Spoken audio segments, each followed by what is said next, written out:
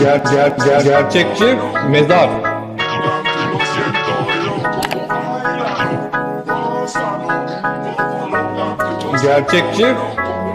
Gerçekçi mezar. Nasıl bir çocuk acaba? Gerçekçi bayağı da benziyor ha. Gerçekçi mezar. Gerçekçi mezar. Gerçekçi mezar. Gerçekçi mezar. Gerçekçi mezar.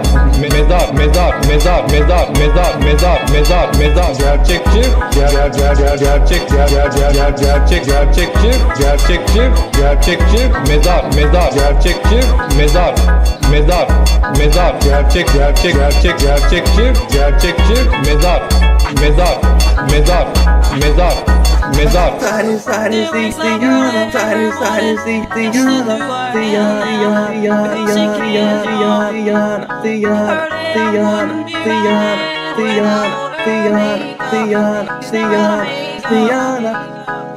Diana, oğlum Paris Diana, Paris Diana, Paris Diana, Paris Diana, Paris Diana, Paris Diana, Paris Diana, Paris Diana, oğlum Paris Diana.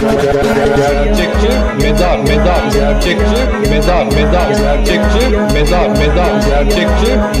mezar. Gerçekçi mezar. Nasıl bir çocuk acaba? Nasıl bir çocuk acaba? Bayağı da benziyor ha. Gayet güzel.